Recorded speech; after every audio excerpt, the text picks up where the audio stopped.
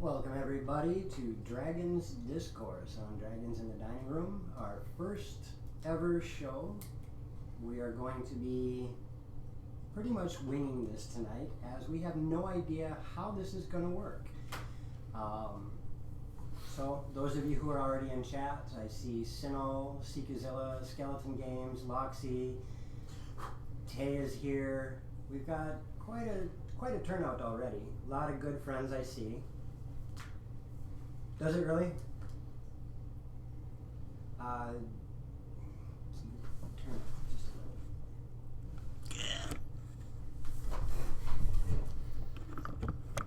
The head turns, not the base. Stop. You're welcome. Alright, is that any better? Hey, Double Dane, what's up, Ben? Alright, thank you. Let me do this, seeing as I don't have to worry about people screaming. It was just you. Alright, so, again, welcome to Dragons Discourse. We are trying this for the first time ever, and as you can see on the screen, today's topic is going to start with what, why, and who is Dragons in the Dining Room.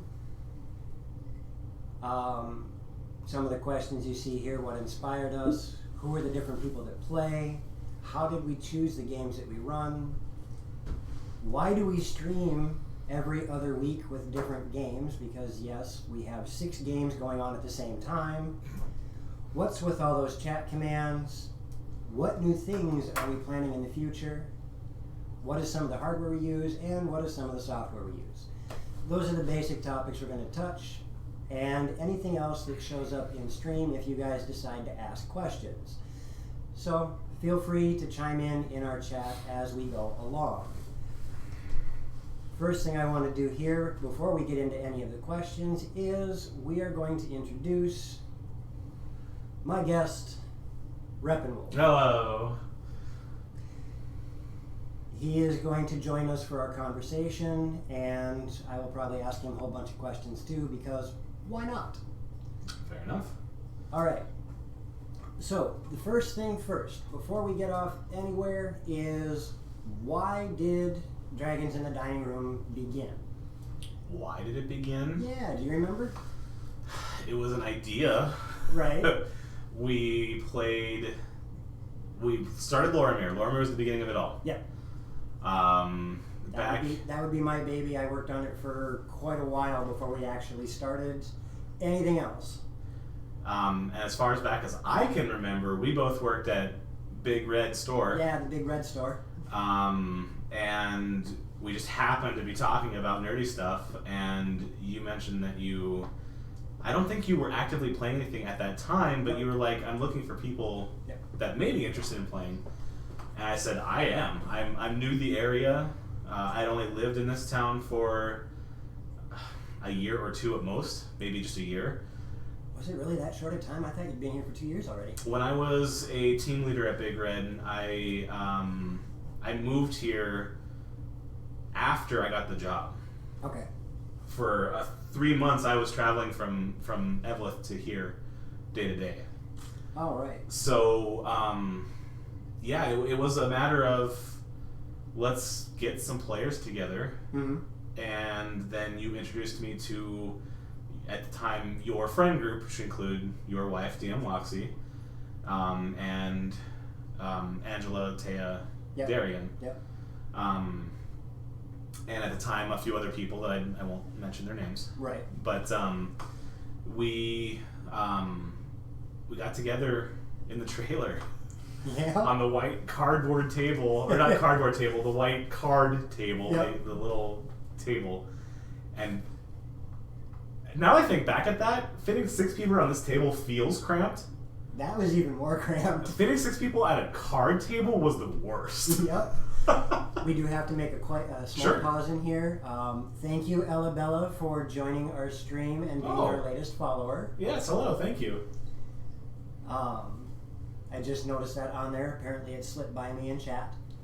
So yeah, 6 people around a card table that generally fits 4, maybe 5 plus the DM. We had 7 people there. Yes, and a map that rolled off the table. Yeah, it didn't even fit on the table. It just rolled right off the edge. And we weren't quite established dice goblins then, so we had maybe a set or 2 for everybody. Except for me, I still had my big sack of dice. But you've been playing since Jesus was born. So. This is true.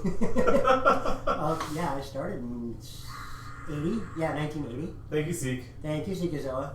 Yeah, I think it was 1980 is when I started playing. But we played for about a year. Yep. And then, I don't know, I guess you got a bug in your butt about let's consider streaming to people to see what...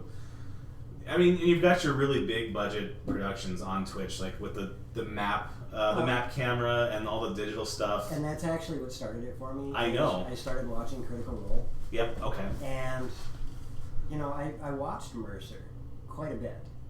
And I kept thinking... Thank you, Loxley, by the way. Yeah. We noticed the T, Loxy, and there was a big grin from both of us. Thank you. Joker! Cheers! Hey, welcome. How did your tarot stream go?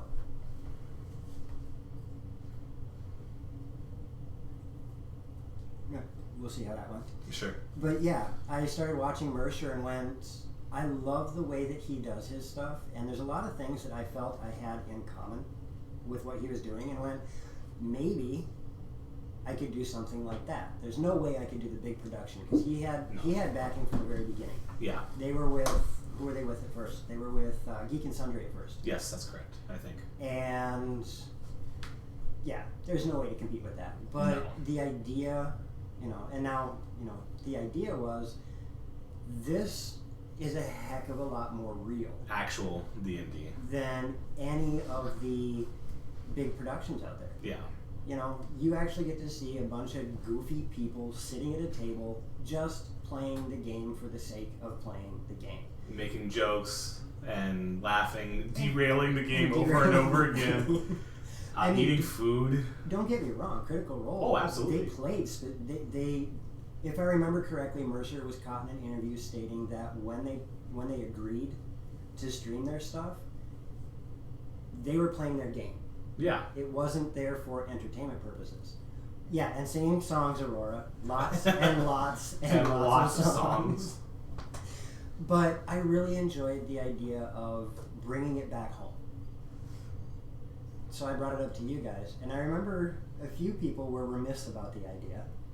I was at first. I didn't know if it was going to be a good idea or not. You balked at the idea for a little while.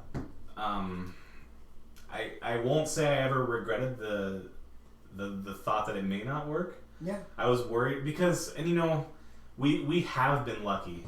Oh goodness. We have been incredibly lucky that we have gotten even the small following that we have as quickly as we have. 200. What's that number there? 278. 278. Yeah, we've actually grown significantly the last few months, which is crazy. And we have our own little, I know it's not to use like a weird term, like a happy family. We have people who come for everything, like Krabby, and we've got our friends like Wolfie. And we got Wolfie, Wheezy, Krabby. We got Seekazilla, whether he's not here, he's playing. Yep.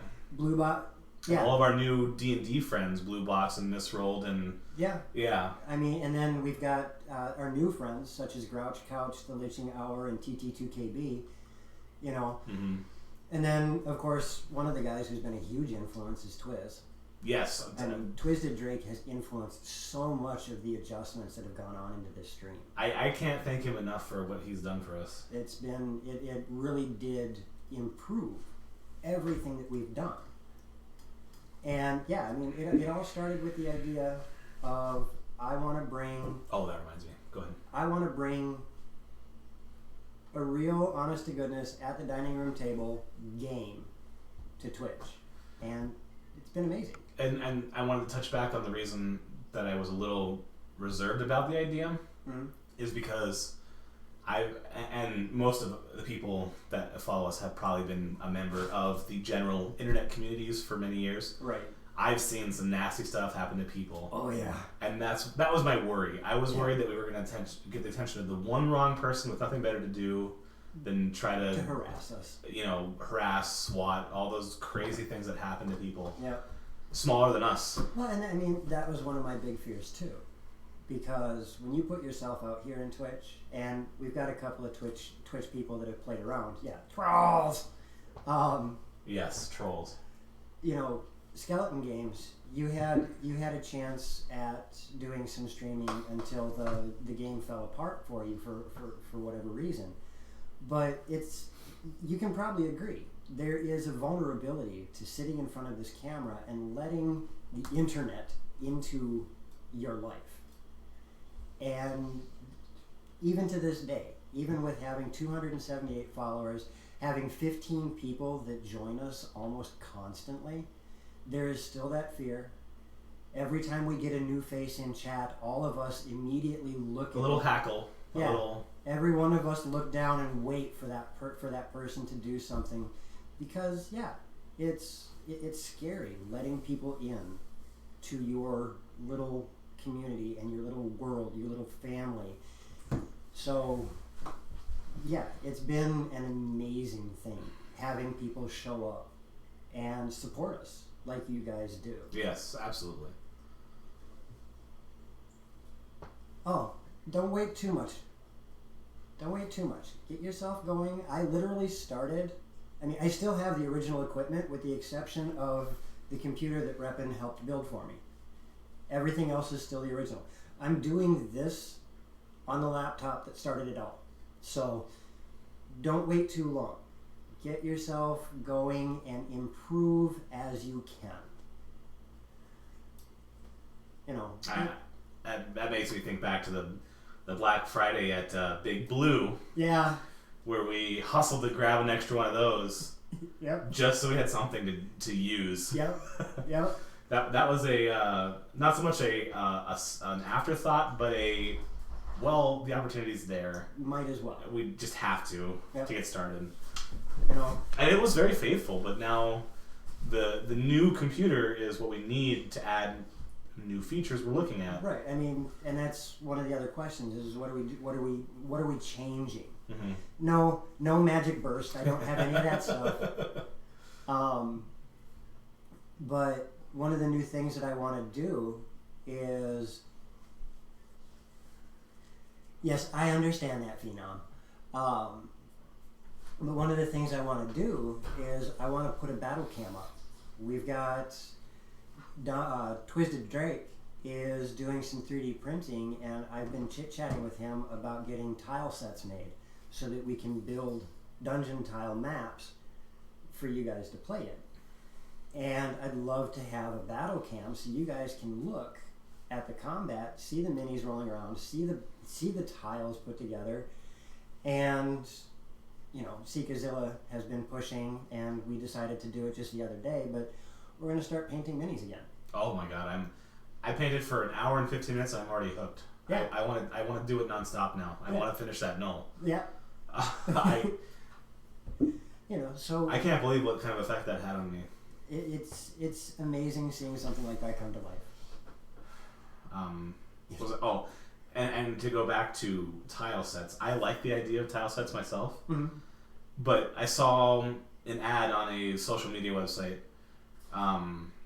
for this great system they have of you can build a 3-level inn. Mm-hmm.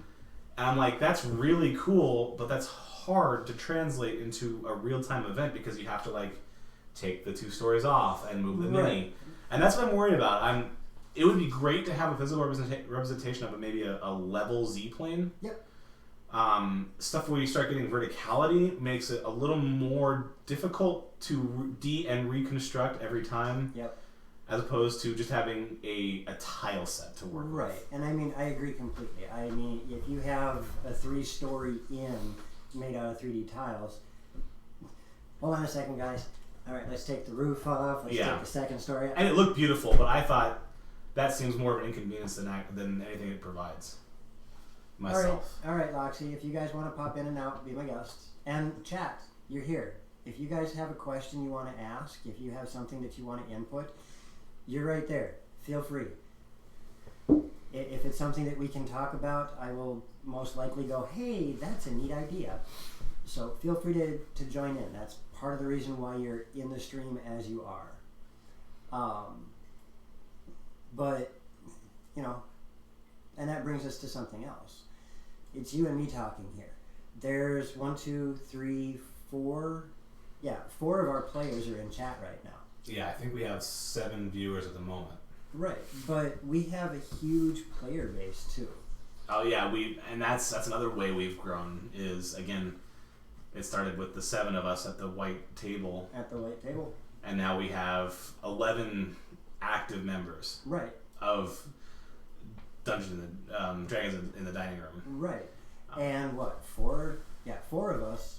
1, 2, 3, 5 of us have DM'd or are DMing. Yes. You've got me. I do Loramir and Sand and Magic. You got Loxy, who does Cursive Strahd and Nervous. Mm-hmm. Barden North does Dungeon of the Mad Mage. Just got done doing her first game ever, which was Dragon Heist. Which I've heard was very good. It turned out really well. And then Sinal, he's doing Ghost of Saltmarsh, which you can definitely see, and this is one of the fun things and part of the reason why I let people say I want to DM. You can see the growing pains of new DMs. Watching Barden North. When she first started, it was slow going. It was, okay, you guys are doing something, quick look in the book. Set the book down, do whatever was going on, and then we'd do something completely different, and she'd go, wait, look through the book, set it down, and approach it. And then you've got Sinal, who is the complete other direction, who is, okay, I don't know what's going on, so I'm just going to wing it. He's done a lot of that. And there's a pro and a con to both sides. Always. But it's fun watching these new people DM and watch them grow.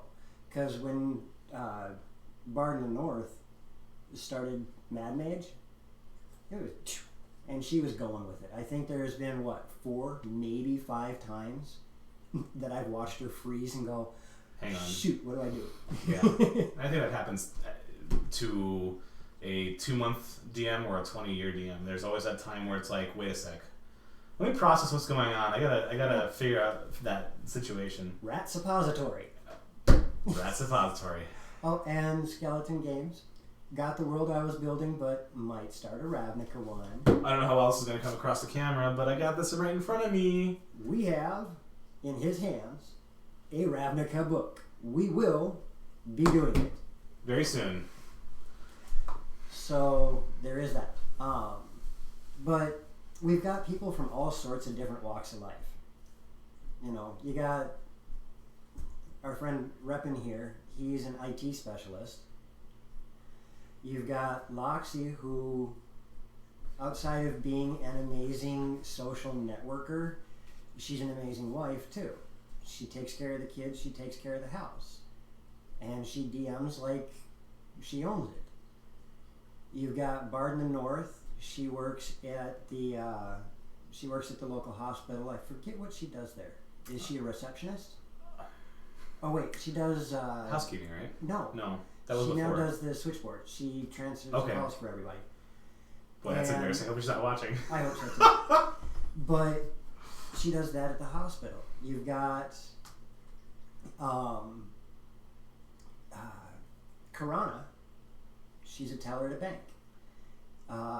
Then you've got Aurora, who does technical work for the stage production and technical work for the local theater.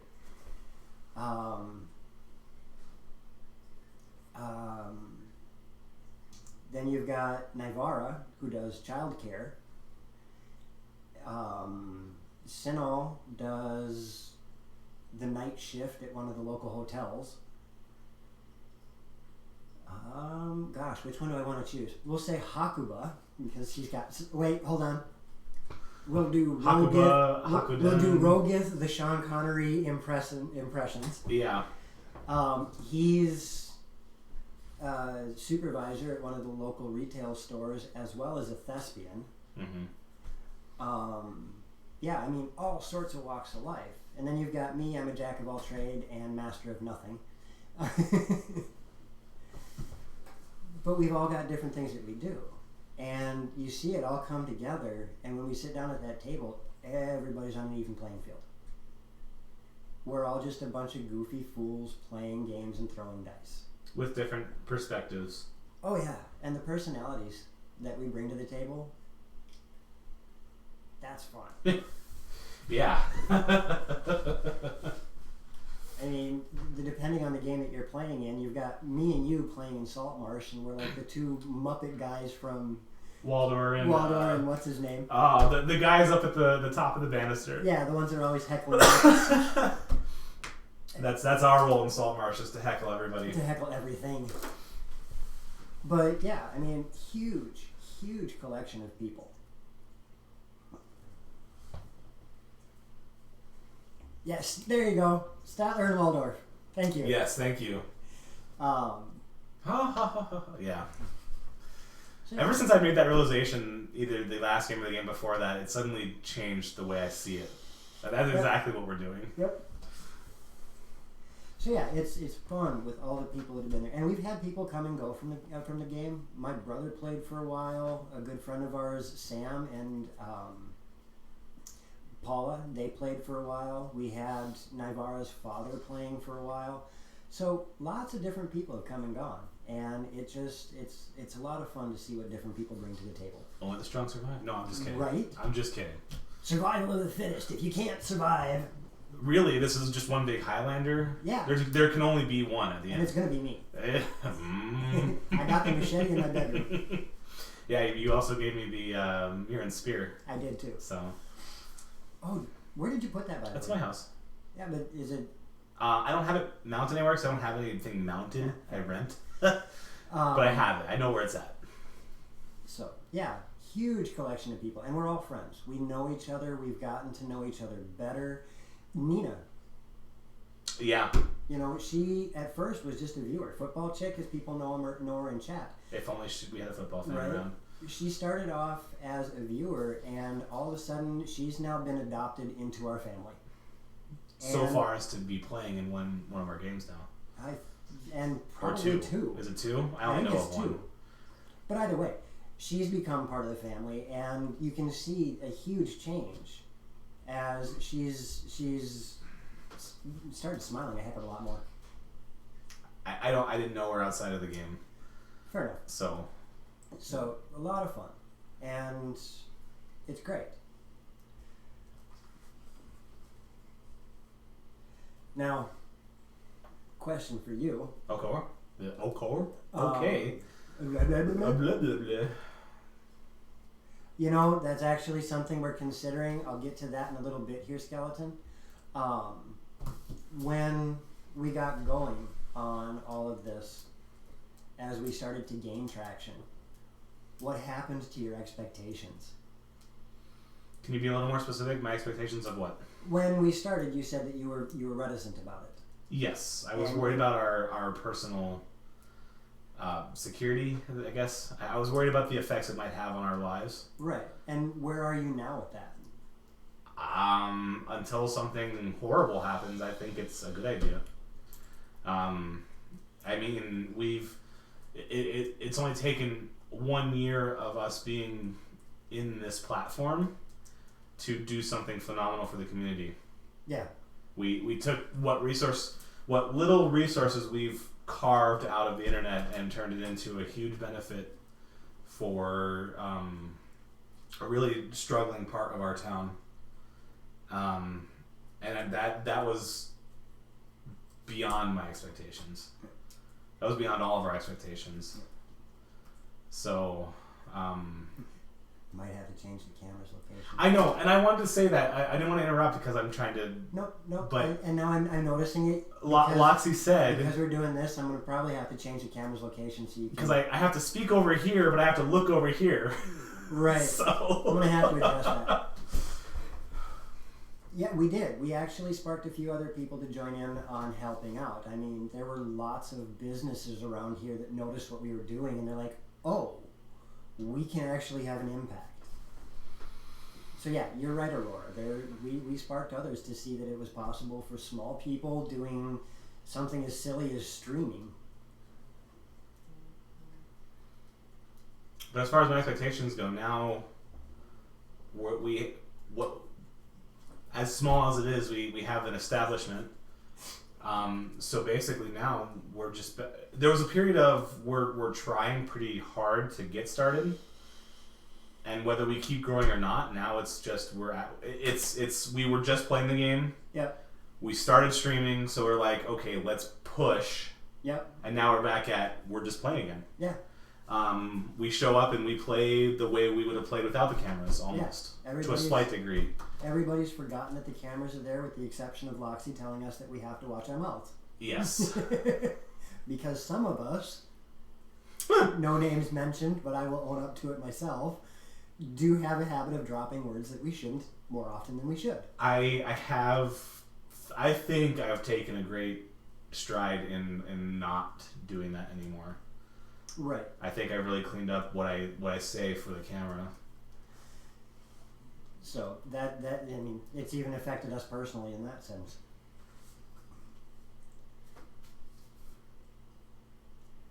Oh shoot. 1 second here. Okay. If I can answer then while you're doing what you're doing, yeah. Seagazilla says, I was going to wait till the end, but suggest that I sit on the other side of the table. That would solve the issue. That was the original thought, wasn't it? It was to have somebody over here, but then we were worried about the camera capturing the background. Yeah, I didn't want to have any motion going on behind to distract, so I wanted to keep the camera isolated. But with what I'm seeing here, and this is the wonders of being prototype.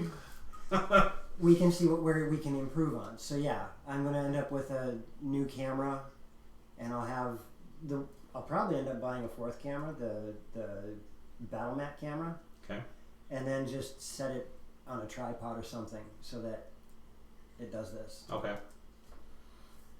I'm also, just for giggles, gonna see about doing a green screen. I think that would be a good idea. I think that's the next step for at least that side of the table. Yeah. So I mean, a green screen would be kind of fun, because then you can play around with it and we can have a little bit more interaction with our graphics and whatnot. Yeah. But alternate streams, that was another topic that I said we were going to bring up. Why do we have 6 different streams? Now 7 with this. And the big reason is because when we started this, I've always tried to have open communication with everybody involved with the stream.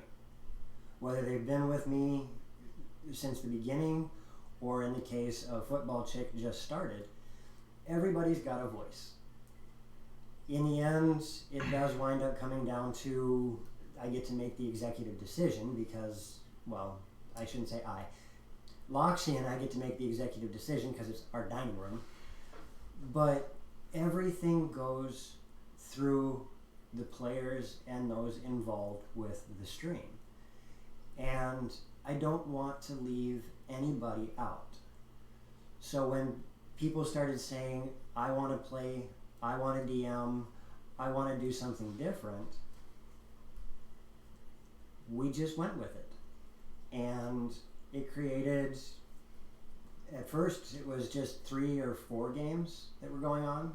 I think the very first other game was Curse of Strahd. Yeah. I think it was Lormir, then Curse of Strahd, and then it was before stream, because we did Curse of Strahd before stream. Yep. And that was when we were alternating every Saturday, just so that we had something going on and nobody burnt out. And I was going to say, my answer to that question would have been burnout. Plainly and simply, the first answer to that question is burnout. Yeah. It's fresh every week. Oh, that's right. Randor. That's what it was. But yeah, the biggest reason is burnout. I don't know how many of you guys out there DM, but sitting on the DM side of the table, you play everything. You are the wind, you are the monsters, you are the shining gold coin sitting in the mouth of a mimic. Or the 5 in the bone throne. Or the 5 in the bone throne with the finger. But you are everything. And yeah, burnout sucks. There are people that they can only play the game once a month because the stress. Yeah, Exactly, skeleton games. It takes a lot more, especially when you're on a stream, because now you're trying to, even though you're not trying to, in the back of your head, you're going, I have an audience and I have players. So you're driving yourself to do more, to be more involved in what you're trying to present. It's different when you're the locomotive. Yeah. When you're driving the stream, just like you said, you have to keep in mind both the players and the people watching. You know, and we are extremely interactive with our chat. So not only are we trying to keep the game under wraps, because we have people that like to go off on tangents. I don't know what you're talking about. But we're also watching the stream and interacting with everybody in chat. So we are, both as players and DM, drug in 27 directions. And I'm gonna be the one that says that may not last forever. I mean, if the channel does end up growing and gets big, there's gonna be a time where we don't interact with chat as much. We're gonna do the best we can because we want people to feel welcome, and we're glad that we have, I would go so far to say, devotees like Krabby. At the very least, Krabby's our devotees. You guys make it. You guys make us. I mean, we could turn the cameras off tomorrow and keep playing the game. Yep. But when you guys come to watch us, we're able to bring our collective storytelling to the world. Yeah. Whether it's what the world wants or not, it's a different story. But yeah, they don't have to tune in. People seem to be interested. They do, and that's the fun part. There is a definitive interest in what we're doing. And burnout is the last thing that we want. Oh, what do we got here? I've found a lot of people that don't DM and say it's easy. It really isn't, especially if you are a DM with poor mental stability. Huh. Your players overthink everything, like if the game is running well or if the players are enjoying themselves. Yeah, it was a rant, but it's very true. That goes through my mind all the time. It's very true, skeleton games. And you will see, I mean, from Reppin, from Sinal, from me, from Loxy, from Barton North, from any of us who sit on the DM side of the table, we have this glorious mask of confidence. We somehow manage to put off this visage that we are in charge of what's happening. And I guarantee you, each and every single one of us, by the end of the night, are going, oh gosh, I hope they liked what I did. That was my biggest fear in Chapter 1 of Wanderers, is like, is this even fun? I've reflected, and going off on tangent. Yep. I've reflected on what I did with Chapter 1 of Wanderers, and I'm using the weak points, I won't say failures, but the weak points, to make a more interesting Chapter 2. Right. But that's every time the camera would cut off and I would be, did you guys like that? And was that fun? And not every we're all friends here. Yep. So a lot of the answers are going to be yes, of course. Because we don't want to hurt feelings. And sometimes, not always, and very rarely in fact, but sometimes you can tell they're saying that for my benefit. Oh, heck yeah. And that might be that overthinking thing, because I overthink a lot.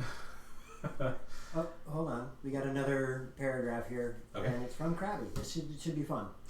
Chat should never feel like an obligation.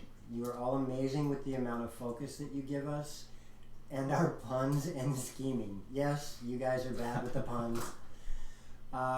We would be just as happy watching you all get enthralled in the story, I think, than chatting with 30 to 40 plus or however many people. You are all incredibly talented storytellers and each do something unique. You know what, Krabby? Thank you, Krabby. Thank you. That was very kind. That is an extremely welcome thing to hear. It's stuff like that makes us kind of tear up at night going, we did good.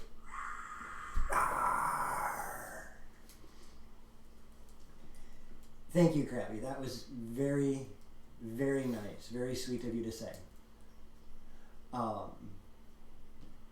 So yeah, getting back to Burnout. That's why we do 6 games.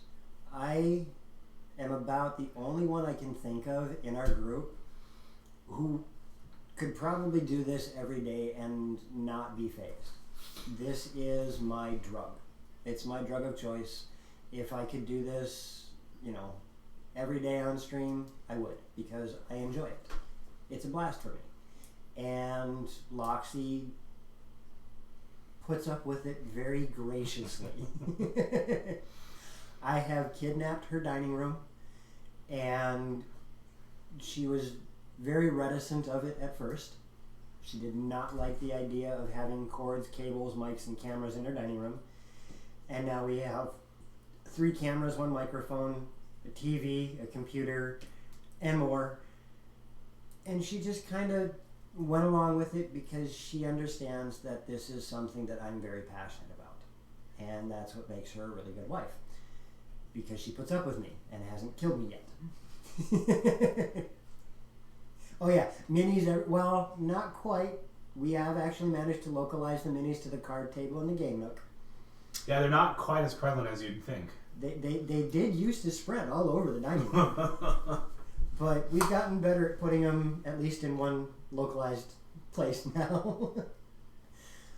But I know that Reppin's got a lot of things that he does, and I really don't know if burnout is a thing that you worry about. In terms of D&D, not really. I do feel burnout, but that's for other things in my life. I think I've had enough opportunity to get in that sweet spot of I'm playing a lot but not too much. I've recently joined, I guess, per se, for now at least, the Sunday stream for yeah, at the very least it's a for a while semi-permanent thing. Yeah, it's indefinite to my knowledge, but we don't know where it's going yet. And just playing, because that'll be my 4th campaign that I'm in. Okay. I start to realize 4 is a lot. Yep. So I don't know if I want to be a permanent member of that campaign or not, but I'm thankful for the opportunity, and I'm going to use it until it's done. Well, and then, and that brings up a point. We've got our local game shop, Double Dang Games. It is literally 3.5 blocks from the house. Yes. And they're playing games every day of the week. Whether it's Magic the Gathering, Star Wars, D&D, I think they got 1 or 2 other things going on. I can't remember their entire schedule. But I know Loxy's in like 5 or 6 different things right now, and she said it herself. She's feeling the burnout. I don't want that happening to the people on the stream. I wanted everybody to be able to let their brains shut off. And that's why we do 6 different streams, so that we don't burn out. And I think it also brings something else to the stream, in that people get to see the variety of things that Dungeons and Dragons has to offer. Styles. I mean, not only do you have DM styles, but the games themselves are different. Curse of Strahd is a very dark game. And we haven't so much treated it that way. Right, but even with you guys being so goofy about it, there is still that undertone of dark. Yeah, it's almost a horror-esque type of deal. It's a dark and brooding place with vampires and werewolves and scary. It's not a place. It's not a honeymoon destination, except for Strahd. No, there was a honeymoon destination for Airmill and Thorn. This is true, but I don't know about that one. They probably didn't want to go there. And then you've got Dragon Heist that Bard in the North was playing. That was pure intrigue. There was almost no combat whatsoever.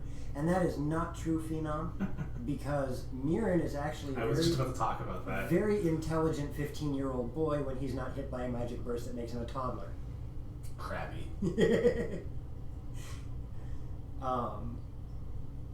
But you got Dragon Heist, which was all intrigue. I think we had 6 combats in the entire time.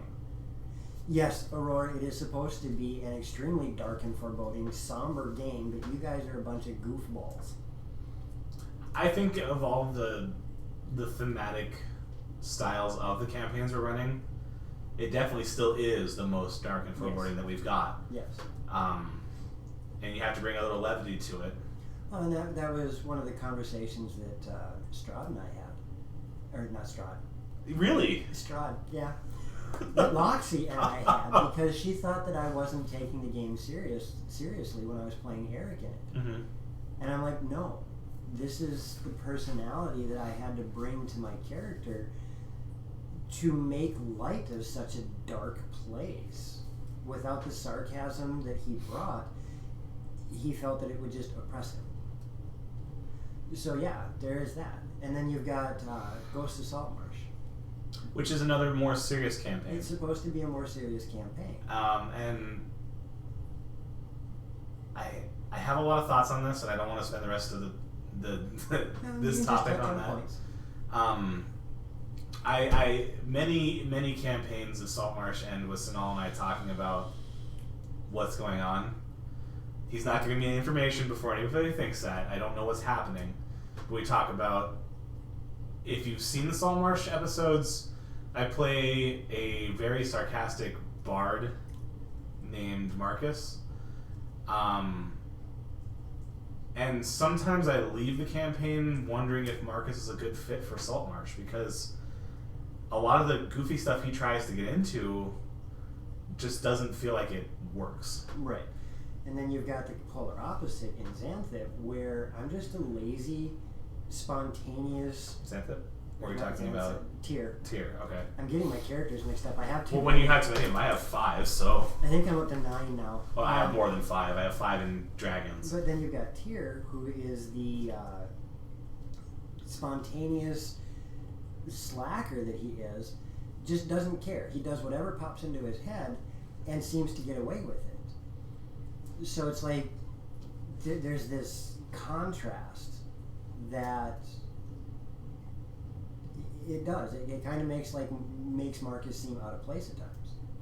Yeah, and I'm going to keep going with it, but it's, as a character development, it's heartbreaking for Marcus, because he's just trying to he's trying to bring levity to a serious situation. Saltmarsh is effed. It's on fire. Well, right now it is, yeah. It's on fire. There's a militia coup going on, but he's trying to make jokes and humor, and it's demoralizing for him as a character, because the world sucks. Yep. How did he end up here? Right. So yeah, big reason why we have so many is burnout. We don't want people frying their brains and not being able to DM anymore. So, something that was brought up earlier, and one of the questions that we were going to touch. Hey, Sandamanakit, thank you for the host. I love that name because it just kind of rolls right off your tongue. It is a tongue roller.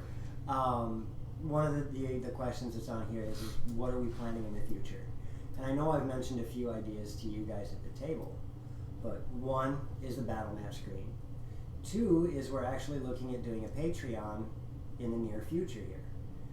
And I ran it across these guys at least a half a dozen times now to make sure that I wasn't biting off more than we could chew. The first thing is, I'm not doing a huge Patreon. There's 3 tiers to it: $1, $5, and $10. And there's going to be perks. The $5 perk and $10 perk, you'll be able to create an NPC that can show up in our games. You'll be able to sit down with one of us, whoever you choose, and help craft a NPC that we will use. I was trying to avoid that one.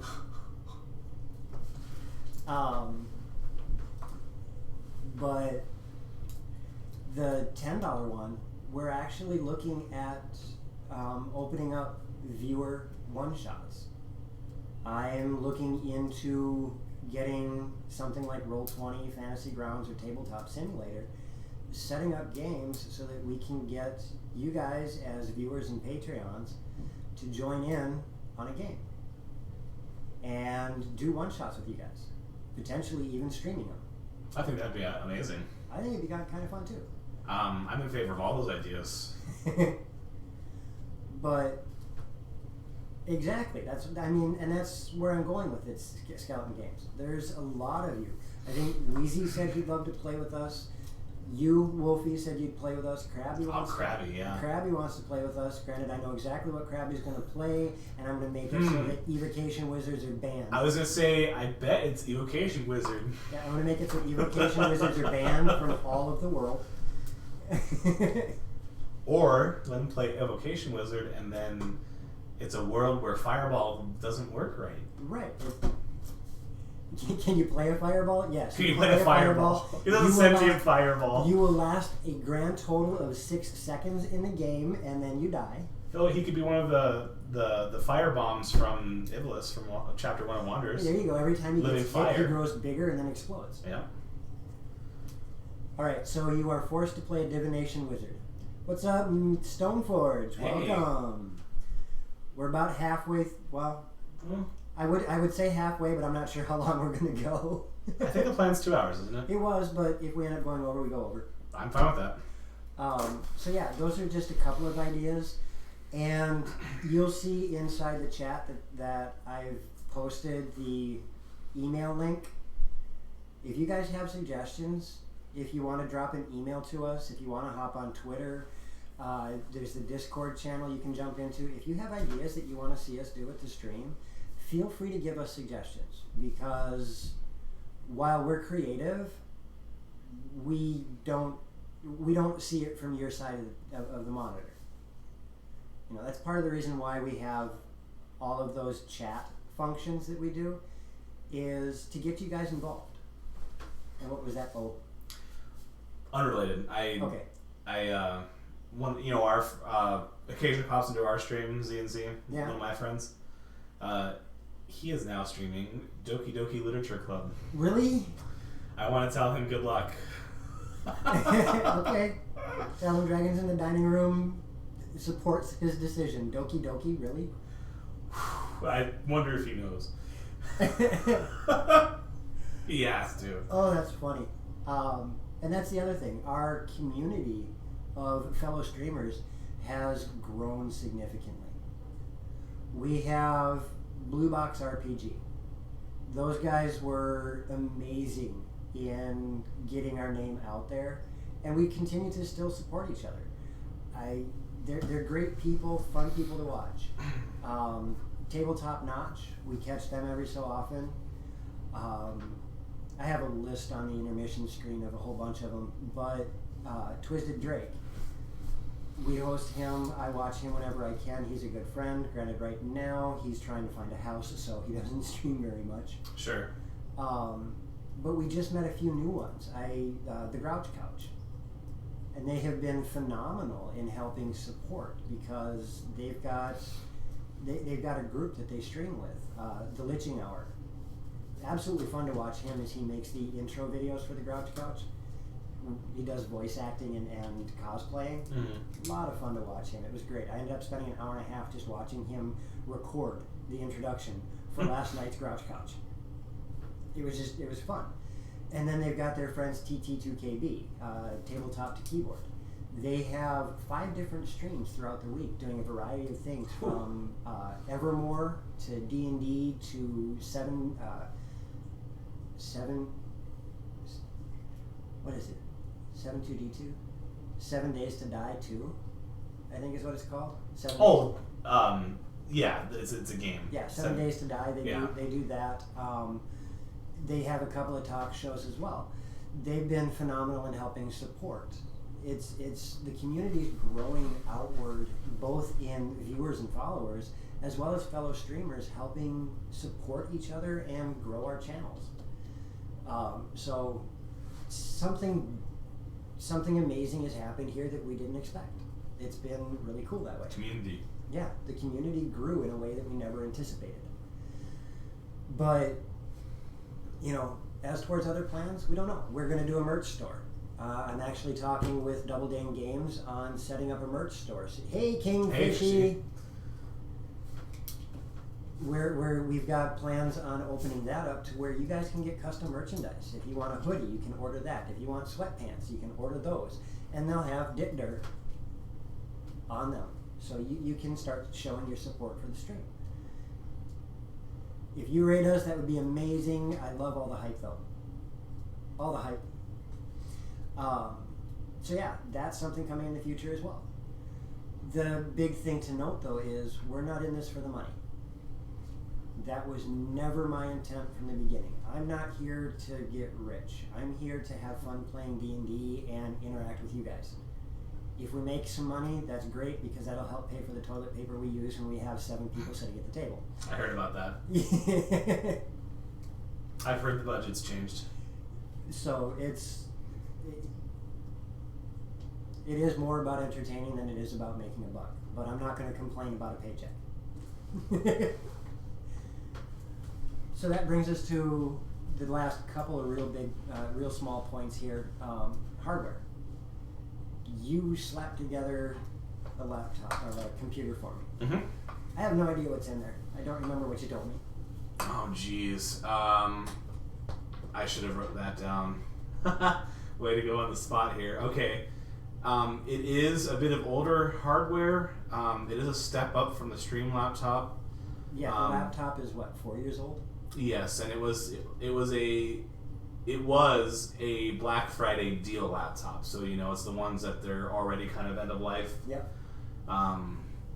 You are using. I have the same laptop. I don't remember which brand. It's HP, but it's one of the Pavilions. Yeah, it's the gaming laptop. It's got a built-in video card and stuff like that. But the streaming computer itself has and again, anybody who's out there is a computer nerd. This is older equipment. This is the computer I upgraded from. Yeah, and this was literally just a placeholder until we can build something for real. We invest in a better one. But it's a first generation i7, so it's an i7 920K. It is 24 gigs of DDR3. I think that's what you said. DDR3 memory. We got our video card from Twisted Drake. Yeah. He donated it to us, which is super great. Thank you so much for that again. It's an NVIDIA GTX 9 series. Yes, I think it's a 960. Yeah. And then we have a 700 watt power supply. At the time. What is up, Litching Hour? Hey, Litching. At the time, it was a bronze rated power supply, so I don't know if that still holds up 7 years later or not, but it is good. And there is a 240 gigabyte solid state drive, a crucial solid state drive. I know it's not the greatest, but it's great compared to an optical disk drive. And there is a 2 terabyte storage Barracuda. Yep. So it's a nice computer for what it does. It should last some time. But we are, assuming things go well, we're looking at a year out or so getting something that is significantly better. So, and all of this is our investment. The cameras that I'm using a Logitech 615 for the camera that I'm looking into right now. The camera that's got Reppin and the other camera during game. And the other camera during game are Logitech 920s. The camera I'm using is probably close to 8 years old. Yeah. But those two I purchased specifically for the stream. They're about a year and a half old in this house. I don't know how long they were on the shelf before I bought them. But everything was our own personal investment. I think the only thing that isn't mine is the microphone, because Sinal donated it to us. Yes, he donated. Traded me for the ice.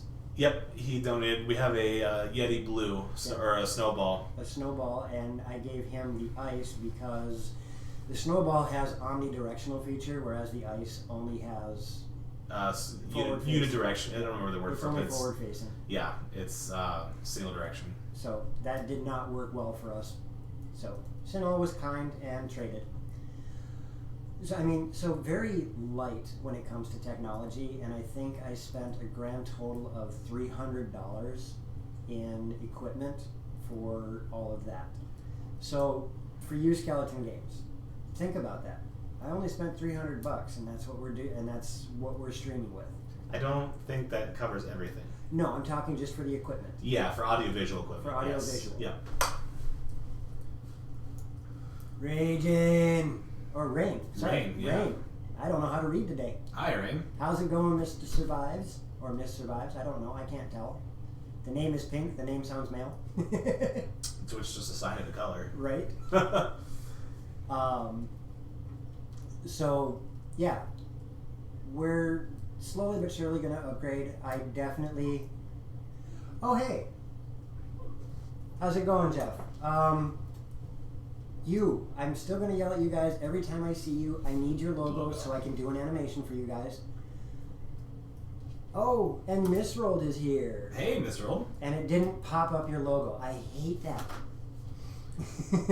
Oh, it looks like it was trying to. It was trying to, but the logo didn't pop.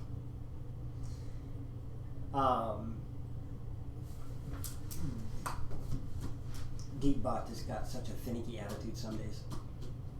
So, that's that. And then for software, for any of you guys who are looking at how I'm doing all of this pretty stuff that I do.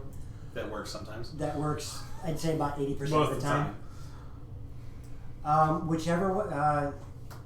I'd say the channel logo, because you have so many different shows, the channel logo would be best. You can DM me on Discord, and I'll just take it from there. Thank you. But first and foremost, I use OBS Studio. I did start out with Streamlabs, but I wanted a bit more of a personal touch to things, and I found that OBS allows me to manipulate things much more.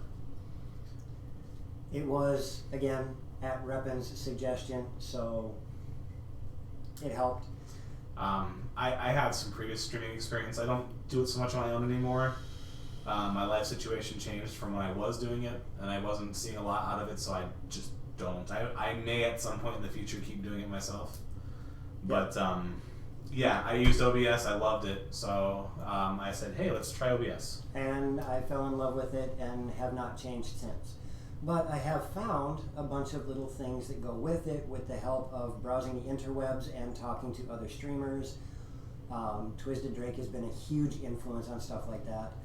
I use Stream Elements for a lot of the overlay functions and alerts and things like that. It's a very lightweight piece of software that I really don't use much of it. However, it's really good for doing, if you look above me, the followers and things like that. It helps handle a lot of that stuff, so I don't have to try and program APIs and stuff. It also does the credits that you'll see in the intermission. Really nice stuff. From there, I use Deepbot, and Deepbot handles a lot of the heavy lifting for the channel. It does the shout-outs that you see. It does the channel points so that you guys can do things like give Nat1 and all that good stuff. It gives all of your ranks and the channel points so that you guys can watch and earn points and show your support in that nature. It does so much of the heavy lifting on there. And if you guys want help with that, hit me up on Discord. I will talk to you as much as I can about it. I may not be a pro, but I've broken it enough times, I think I know what I'm doing. Other than that, a lot of the audio comes from Syrinscape. I absolutely love it. Been something that I have subscribed to off and on for many years. Streamlab Bits is handled by Deepbot now. I don't use Streamlabs or Stream Elements channel points anymore. I use the Deepbot because it does its own, so it's all integrated in and of itself. It saved me from having to open up 4 or 5 different web pages and modify things. So it's all handled with the bot.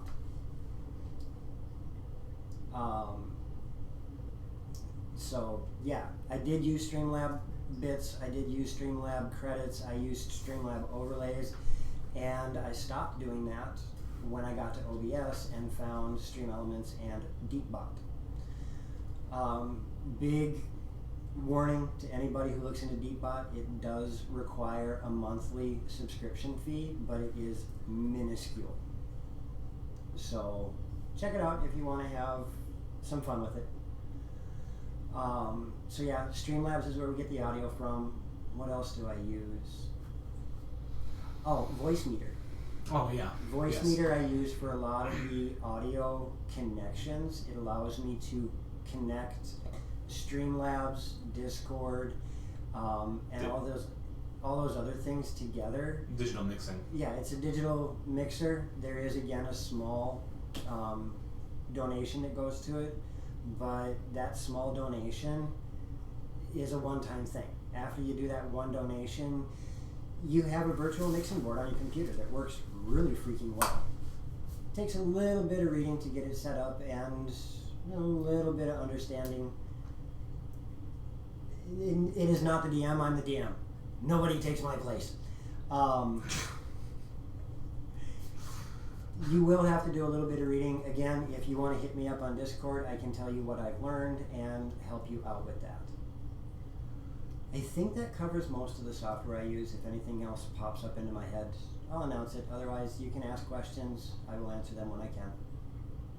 As far as going... The only other one is Latch. Oh, Latch, yes. The giveaway thing. Yep. The Latch, way over-the-top software that we use. Yeah, oh my if gosh. you want something that is in your face, loud as a nuclear blast, but absolutely fun giveaway tool, check out Latch. It's amazing. I didn't realize it until after I had downloaded it. Latch is one of the main developers for Berserk Studio. Yeah, I knew that. And I'm like, oh, wow, this is cool. And I was just going to add, if we're on the software train going as far as a technical level, Windows 10. Everything we use runs on Windows 10. Yep. And then I know Grouch Couch had asked about it way back when, or not way back when, but the other day when he saw the shout out that I did for him. Mm-hmm. I do all of the graphics work for the stream, with the exception of the initial creation of Dipder, our logo. That I got from Fiverr, which if you guys need help with artwork, check out Fiverr. Really good place, really good people. I had a lot of fun talking to different artists there. But all of the animations, all of the artwork, everything you see here, I did the manipulations for it. And you're welcome, Wolfie. I was very happy to help you out with that. Wolfie's headers in his Twitch overlay for the descriptions down below, I did all of the headers for him. Oh, did not know that. Yeah. Cool. So, but I do everything in Photoshop. I'll show it off here. That right there, that shout out for Grouch Couch, I did that in Photoshop, by hand, frame by frame. The only thing that was given to me was the mug. So, I have fun with it. It's something I do because I get bored. So, there's that. I have some experience with some green screen stuff. That's some of the shout outs use green screen stuff. So I've Chroma keying. The chroma keying in OBS as well. So yeah, lots of stuff has gone into this stream. Now, it is 9 o'clock. Thank you very much for the follow. Thank you. Appreciate that. Welcome. Renee Hector. I've not seen you in chat before, so very much welcome. Yeah, welcome to the stream. Feel free to chime in. We are just doing a talk show. However, I do want to say that we're going to take a very short intermission here so that we can stretch our legs, grab something to drink, snack on something real quick. We'll be back in about 15 minutes, give or take. 10 or 15, yeah. Yeah, right in that area. So take a moment, stretch your legs. We'll be back. And when we come back, the floor is open to you guys. Any questions you have, any comments, it doesn't matter what, as long as it is TTRPG related. Yeah, you can take breaks every once in a while. It does happen. I need to tell my crew this. They might thank you for it, Rain. They might. Hey, we took breaks during our 24-hour stream. We had to. Oh my Lord, gosh. was that a rough day. Whew. So, anywho, we'll be back in about 15 minutes. The floor will be open to you guys in chat. Anything you want to ask, any topic you want to cover, we'll see what we can do about discussing it for the next hour or however long it takes. So think of some good questions. Yes, You got a little while to do so. You have about 15 minutes. Come up with some doozies. We'll be right back. Thank you.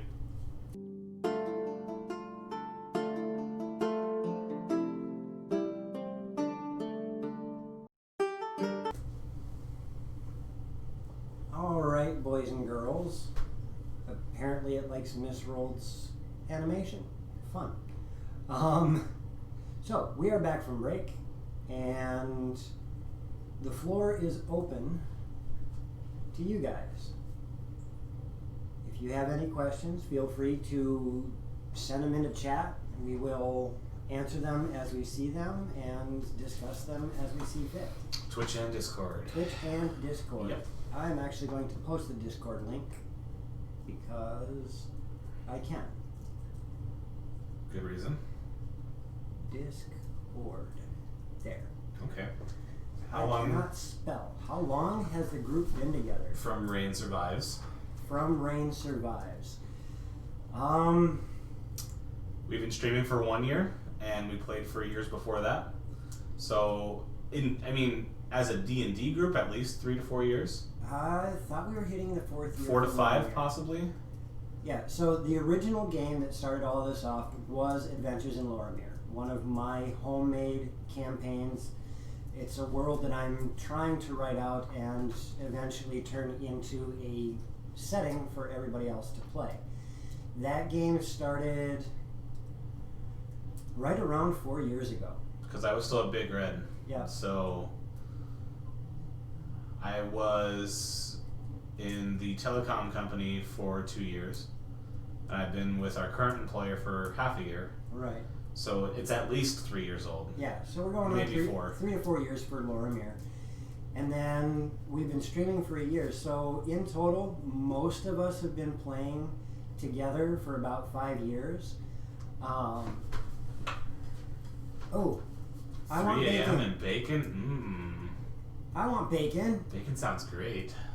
But we have several players who've been with us for just a handful of months. I know Football Chick has been with us for just a few weeks. So yeah, I mean, it's but the longest surviving members have been about 4 years worth of play. Now, to put that into perspective for you, Rain, I'm not sure, well, I'll ask you first. How long have you been playing D&D? Oh, I've been playing D&D for 10 years. For 10 years? Yep.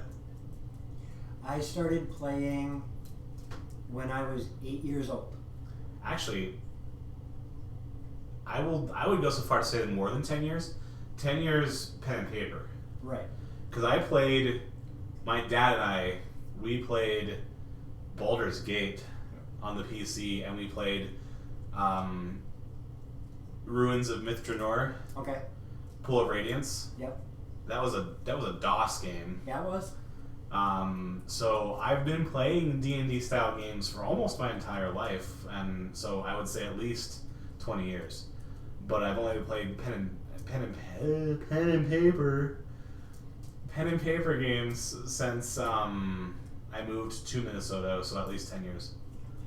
Now, Rain, I've been playing since I was 8 years old, and I turned 42 this year. Secret of life and everything. Yep, I am now the ultimate answer.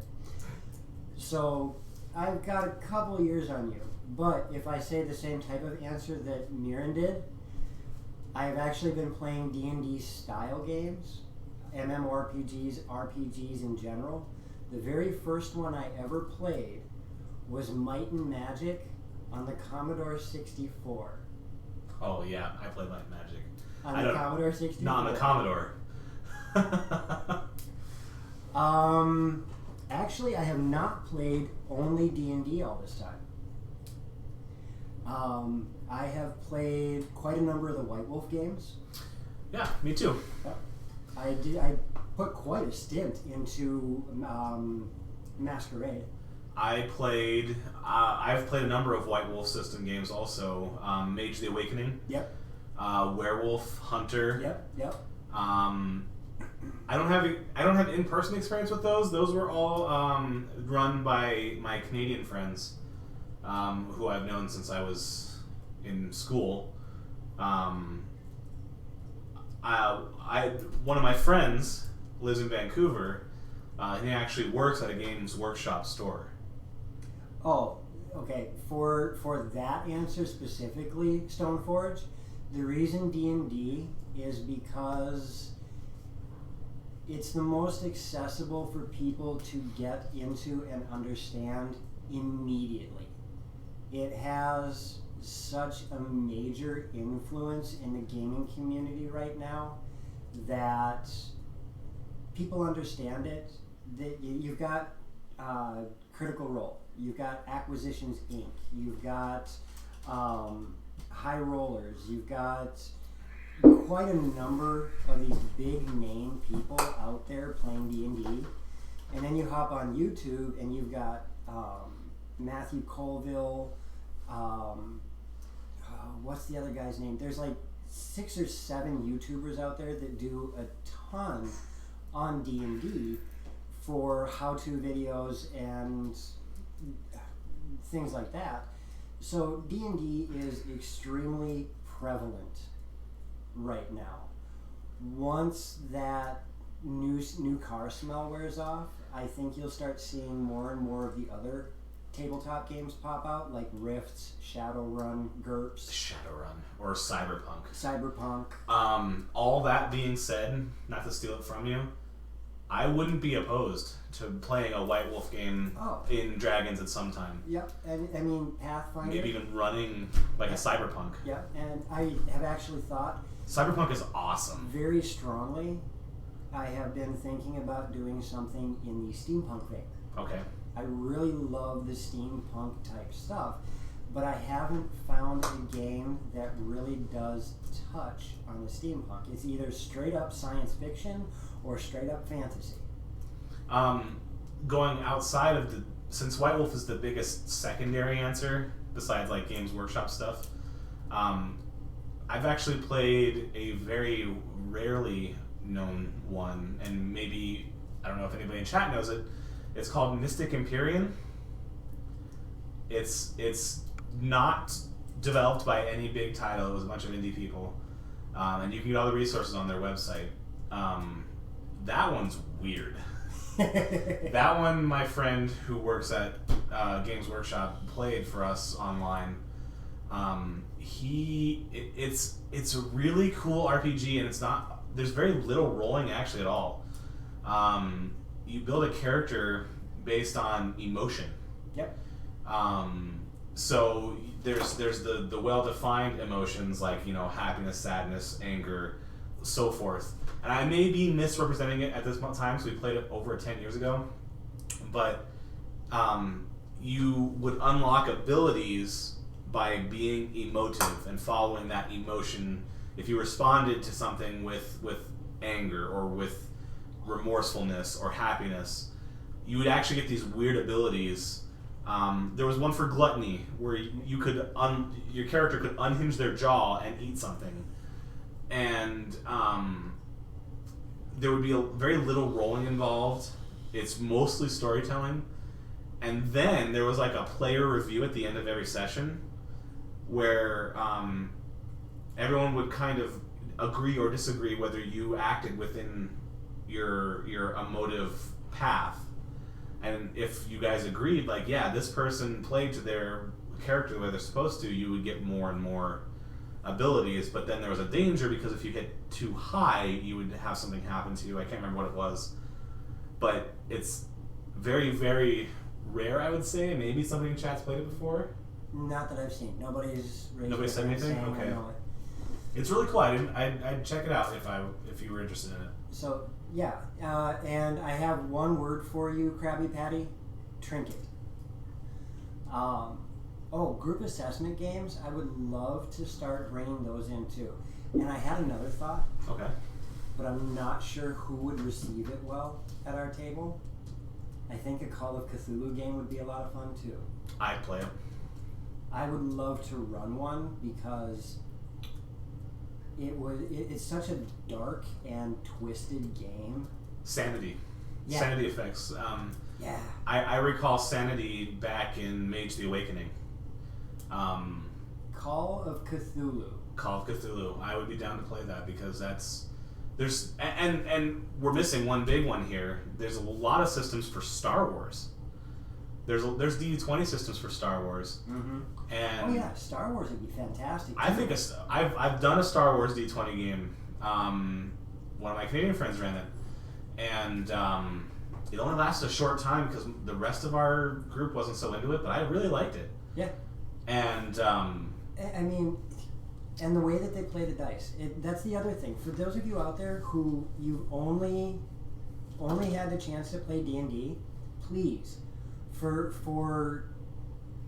what it's worth, check out the other tabletop games, because learning how those systems work and the way they play together, when and if you sit on this side of the screen, having that type of knowledge will be so instrumental in adapting to what happens while you're running a game. Because, the Star Wars stuff, they have so many different dice that can be rolled. Yeah. And they affect everything that happens.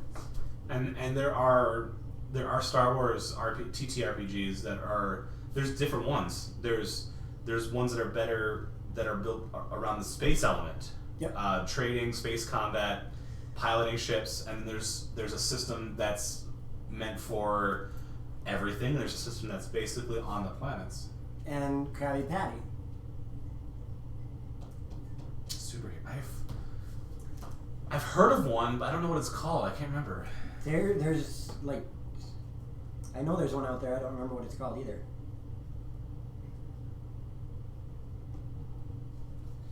There was a very brief moment, going back to Cyberpunk for a little bit. I actually got overly ambitious, and I tried to create a D20 system, a whole game based on the lore of an old PC game called Deus Ex. Oh, Deus Ex. Yep. That is my favorite game of all time, by the way, piece of trivia. I've never loved a game as much as I've loved the original Deus Ex.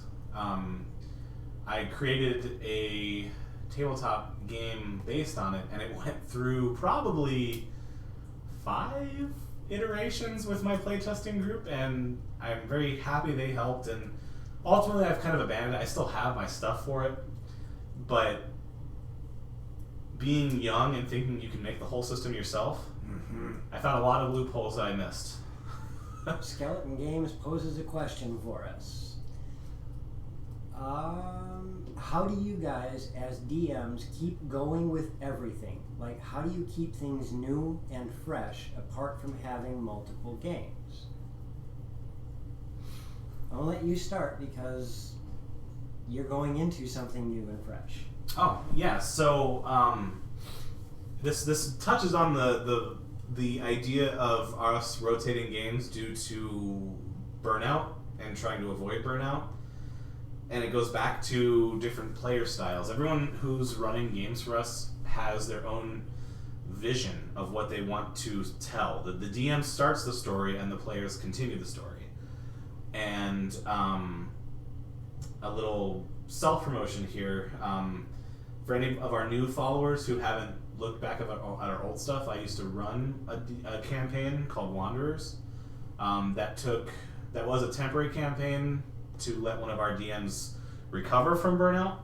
Yep. And then when DM Loxley returned to Strahd, we decided that at the end of that campaign, mine's coming back. And one of the other worlds that fascinates me so much is the world of Magic the Gathering. Guildmaster's Guide to Ravnica. Super great source book and a lot of cool information about how D&D and Magic work together.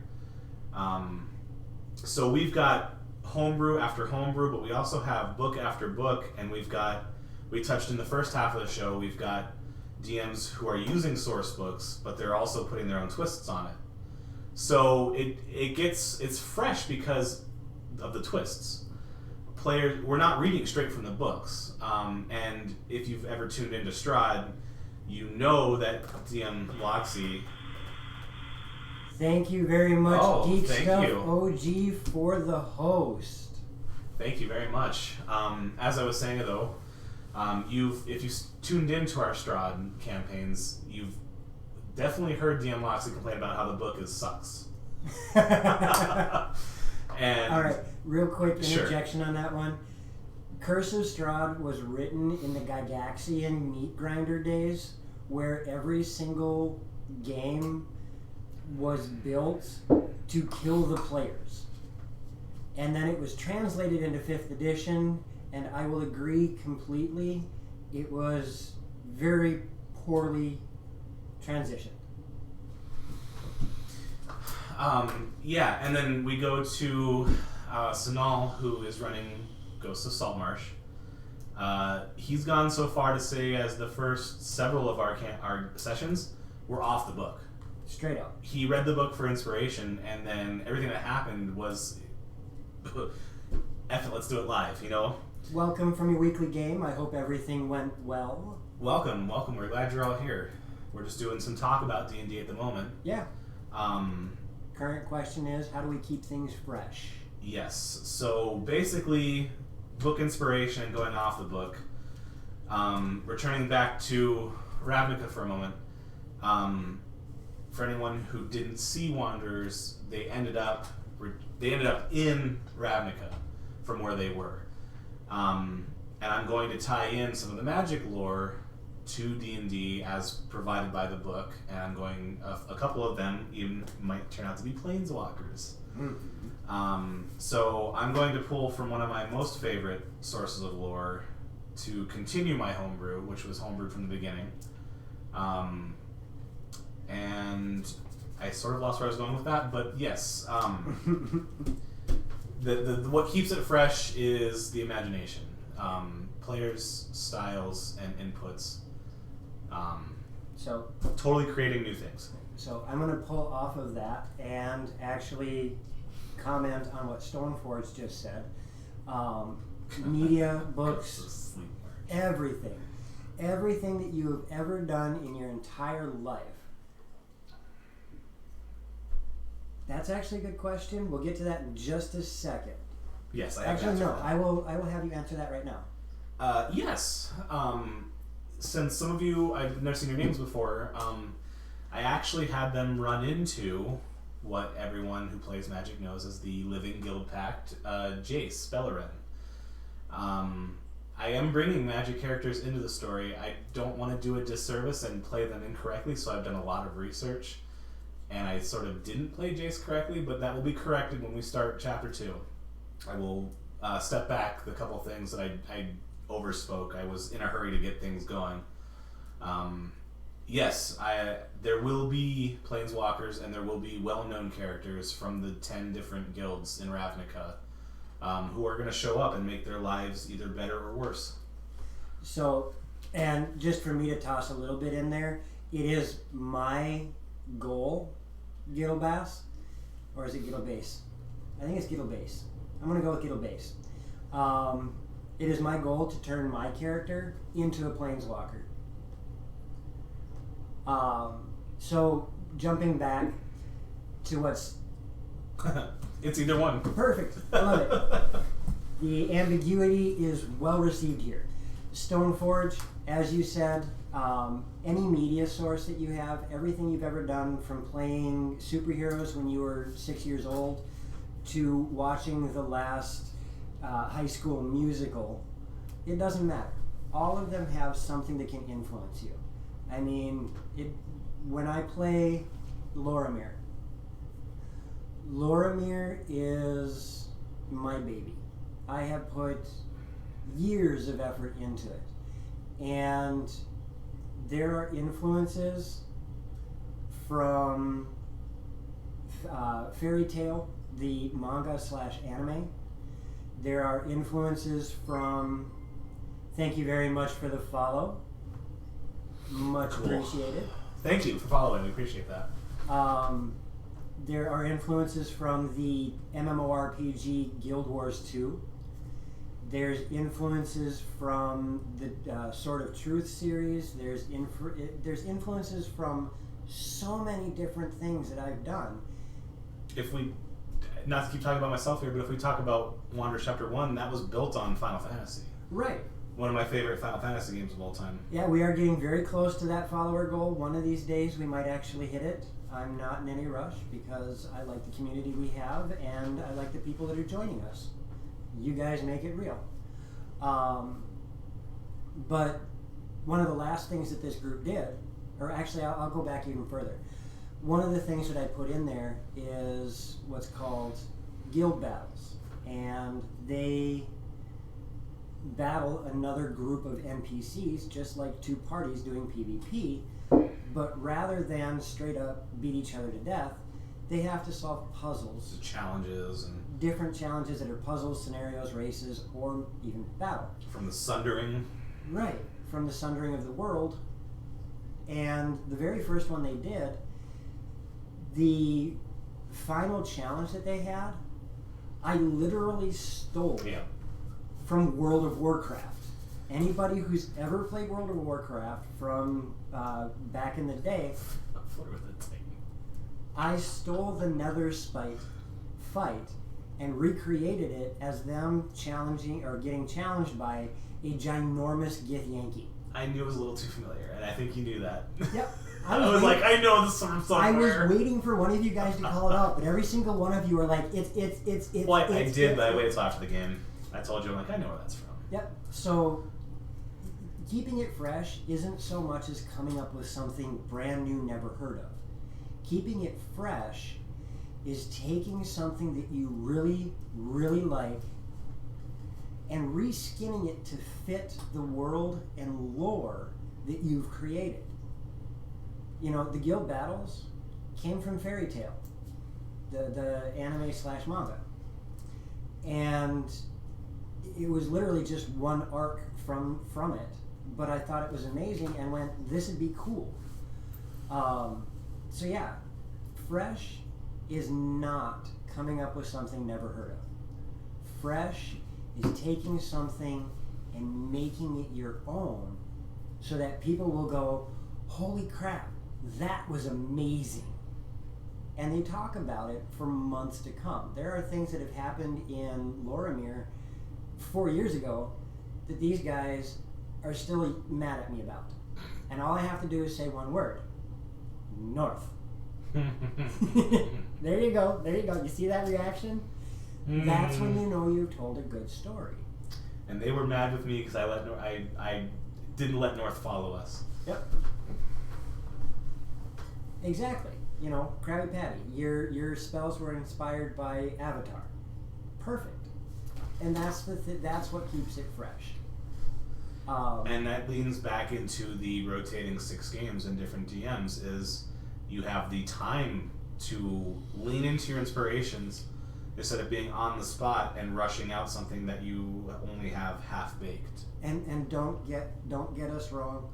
All of you out there who are DMs or aspiring to be DMs, you will have to, guaranteed 90% of the time, take everything that you've planned and throw it out the window. Because, as it was said by a very brilliant battle master, no plan survives meeting the opponent. Or as a certain villain on a certain show that we like says, make the plan, or what was it? Come up with the plan, make the plan, execute the plan, throw the plan out. Yep. I think I butchered that. You butchered that hard. That would be Snart. Yeah. Snart had a really good one. I liked it. But yeah, it's a lot of fun. I keep telling these guys, And it was taken the wrong way. Oh, hold on, misrolled. What's that? What do you consider yourselves blast players or control players? And Stoneforge, how many PCs have you let develop their own named spells? If not, why not? Okay, so we'll start with misrolled and then go to Stoneforge. Stoneforge, would you consider yourself blast players or control players? The answer is it depends on the character. I'm a little confused on the question. Are you high damage or are you control? CC or damage? Okay, yeah, okay, I get that. Okay.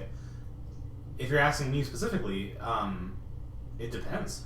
Yeah. It depends on the purpose and what class you're playing, because some classes are designed to be the damage dealers and some are designed to be the control players. Yeah. My Mirren. What is Mirren? Oh, Mirren's a damage dealer. Right, so he's your blast player. Well, he's a little more of a tank. Right, but he's definitely the blast player. He's definitely a blast player.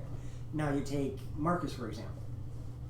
A little bit of both. A little bit of both, but he leans more towards support. I would say my in the aspect of those two particular types, my most control player is Eridan, my original cleric. Yes. Who is a cleric of what translates to life from his original world, and he has a lot of the control spells like Hold Person. And then you have all of my characters. I have so freaking many. What?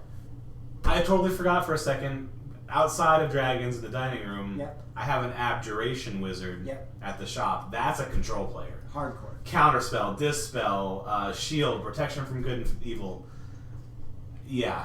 Yep. And people like thinking characters are good, but there comes a point in time where you have to stop thinking and just act.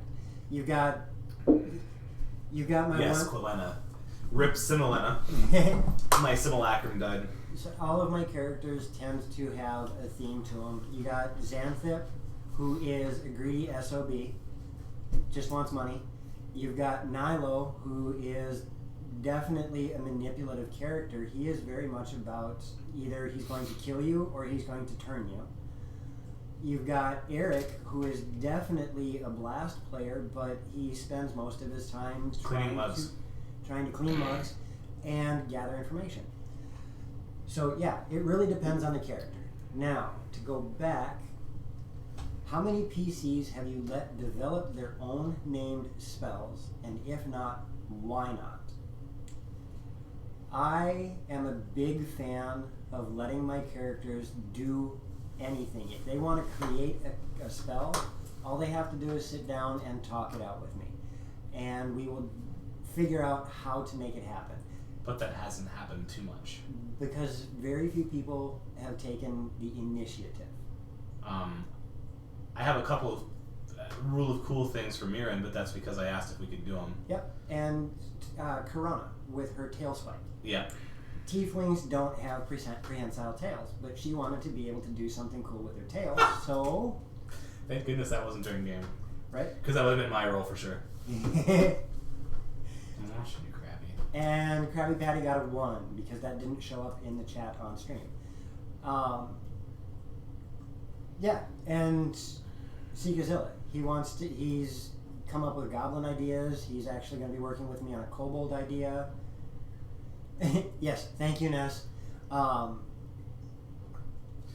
As for me, we did modify something for you, Seekazilla, the barbarian ability that you have. Technically should be an AoE, and we decided to let you make it a pointed thing. as for in the terms of Wanderers, magic is a cool thing for me.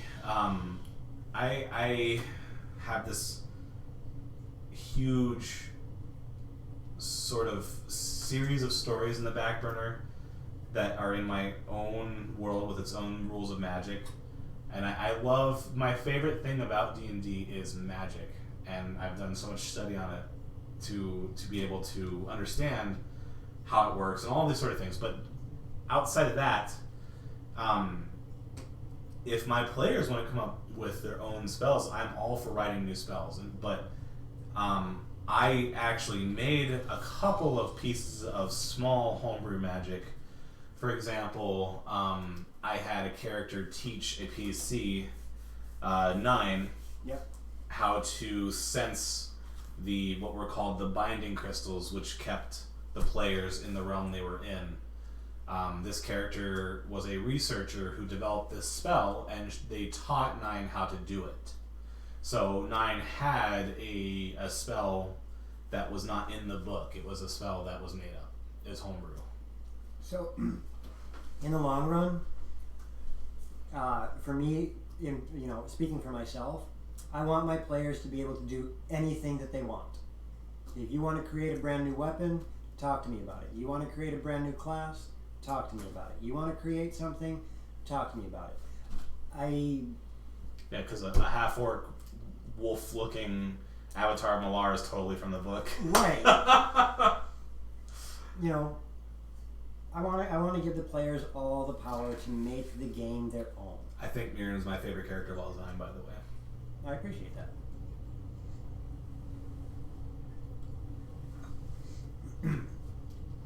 And Krabby Patty, if I remember correctly, poison is the least represented spell.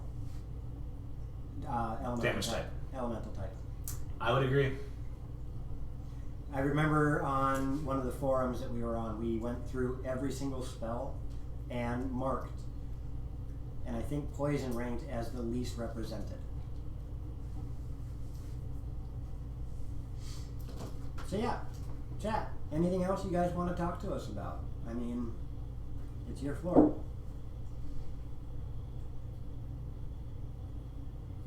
Oh, and I'm going to have to take a look at this.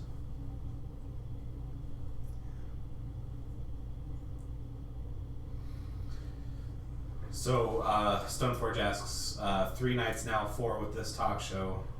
Is that the upper limit for hosts?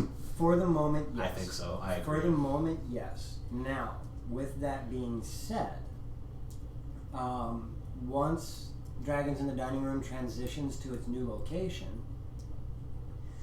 I'm going to rebuild the basement.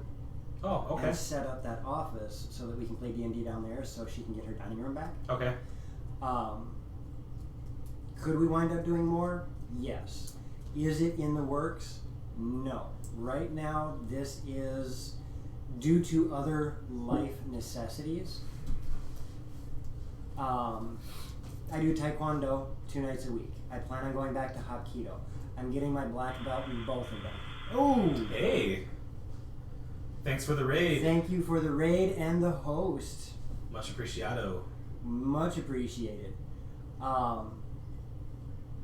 Yeah, I mean, in the long run, everything's going to go downstairs so that we can get the dining room back to where it belongs, and I can set up the office downstairs so that there's better lighting, better acoustics, better camera placements.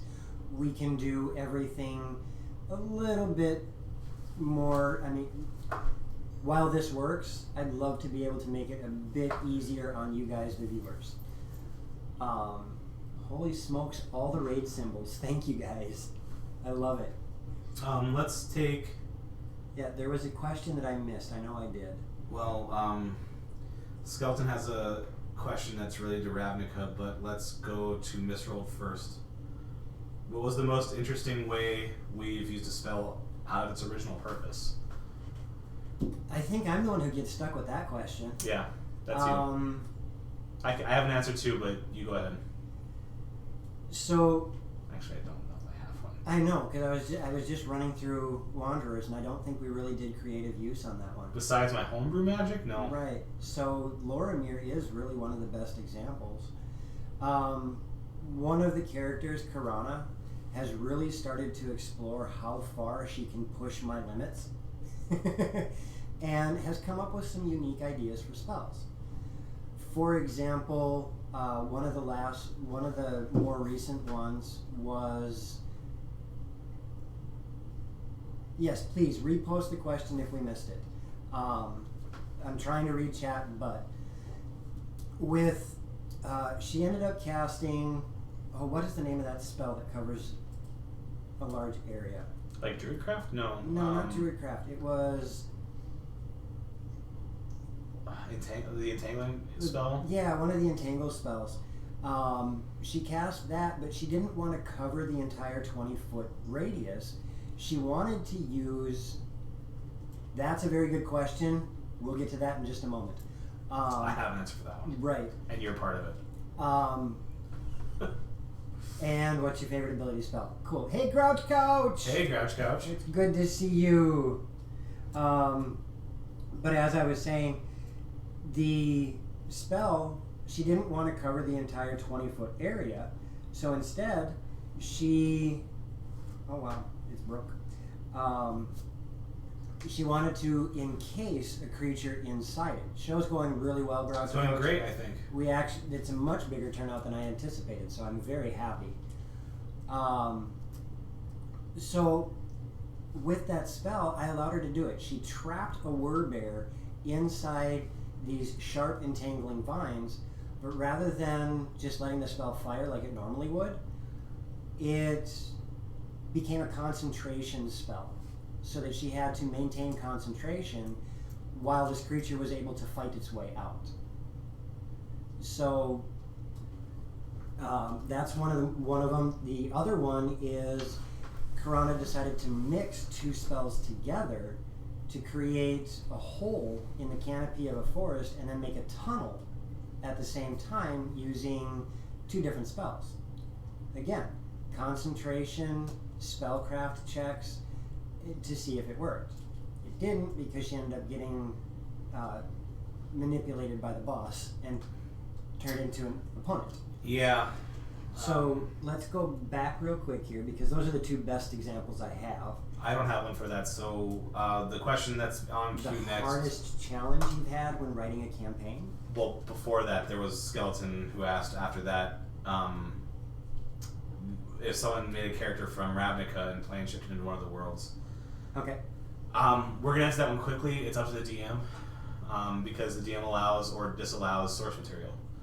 Right. And considering Ravnica is now legal source material, the DM has to say yes or no to that. For me, it's almost always going to be yes, because I enjoy the world. And the way planeswalkers work in Ravnica, they basically kind of end up with a version of plane shift. The book doesn't actually give rules on planeswalking. There's not like a planeswalker class or subclass. It's up to the DM to interpret that if they want that to happen, which is going to happen in my game. Basically, I have a character from Ravnica that is not a planeswalker. My current Wild Mage Sorcerer in Curse of Strahd by DM Loxy, he comes from the Trader's Row in Ravnica as just a shoemaker, a cobbler, dabbling in sorcery, and he ended up, the story I gave him is he ended up in Barovia because of an Izzet explosion, and as anybody who knows magic knows, Izzet can mean anything. So that question's easily answered by it is up to the DM to allow or disallow that source material. Okay. Aurora's texting me some of these questions, so I think... Let's go to the next one here, which is, what is the hardest challenges you've had when writing a campaign? We'll start with you, because I know I made your life miserable. Hardest challenges while writing a campaign. So, going back to Wanderers for a moment, since I've done that so many times, I'm getting sick of saying the word Wanderers myself. It was based on a Final Fantasy game for the Game Boy Advance called Tactics Advance. I wrote the campaign in such a way that would allow for the characters to come back to it. It could be the pick up and put down game in the group, because anyone who's played that game knows it has a story, but it's basically you can do all these missions, you can build a clan, you can take over territories, and it's a perpetual type of game. So I did write the story in to be faithful, and they started down the story path and got to the point where, not spoiling a 15-year-old game, but there's a decision that I gave them whether they wanted to... Huh? An ultimatum. I wanted them... They had the choice whether this was going to be the pick up and put down world where they stay, or they're going to follow the story and finish it. And that story element was, you decide to destroy me and this crystal now, or you leave this place forever. And our resident Xanthip said, we're coming back. Yep. Which was not an option I prepared for. That might be a failing on my behalf, but there wasn't supposed to be a coming back option. It was supposed to be fight or leave. And it was leave to fight. So I had to kind of rewrite around that to allow them to leave and come back. And then they eventually ended up doing the story. But my answer to that question is the players. Because the players will always throw a wrench in your well-laid plans. And I'm going to echo that sentiment and tell one of my favorite D&D stories to date. As I mentioned earlier in this stream, I have been playing for the better part of 4 years now? 32 years, somewhere in that area. So I've gotten really comfortable with the idea of understanding the basic habits of players. Not so much the player themselves, but the basic player habits. If you start a game and you do X or Y, the players are generally going to do A or B. And I've gotten really good at that. Yes, Kasama, this is a story about you. Yeah, Aurora, thank you. That's really helpful. I've got a list of the questions now. The game that I had set out, I know that 9 times out of 10, if you tell your players to go from point A to point B, and you throw something in front of them, whether it's completely innocuous or on purpose, they are going to stop and explore everything about it. Whether it's a locked door that is just locked or not.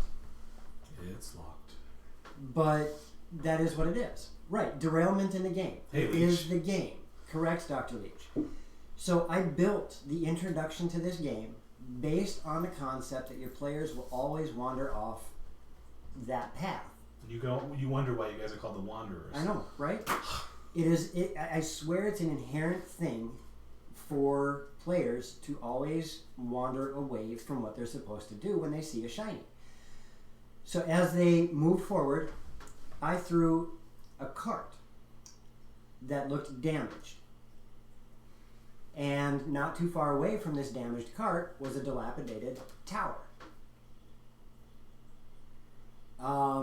No, that's just fine. You can even post them into the Discord chat where I have the suggestions box too. That would help too. Yep, and I've got the text list here. So, right, exactly, Miss Rold. A door with no handle takes 30 minutes because they just have to make their way through the door. So I created this cart with a dilapidated tower. The players saw the injured person by the cart. Yeah, exactly. You don't realize that it's enticing to them because you think it's a throwaway piece of description, and they go for it. Yep. The players saw the injured person under the cart, and they went, all right, we'll send a messenger bird back to town, tell town to take care of this injured person, and they continued on. Later on down the road, they came across another shiny that I put in front of them, which was some owlbears and bugbears that were fighting each other. They were almost dead, so it was an easy way for the players to gain some XP. The players went, no, never mind, we're going to circumvent the fight, make sure we don't get involved, and keep moving. I'm like, okay, fine. So I decided to throw an extremely plot-relevant moment into the game, which is this tower that appeared that is bigger than anything they've ever seen. And they run into the king's guards who say, we're going to go check out this strange thing that just appeared out of nowhere. And the players went, oh, can you tell us about the king? Because we're heading to talk to the king. And they get the information, and the king's guards are like, so yeah, we're going to go head over to this tower. And the players went, have fun, good luck, and left. They finally get to the city, and while they're in the city, they get ambushed by a bunch of thieves. And rather than trying to fight their way out, they all hop onto horses and ride through the ranks of the thieves and go tell the town's guards. They evaded every single side quest and shiny that I had put in front of them, unlike every single other party ever invented in the history of D&D.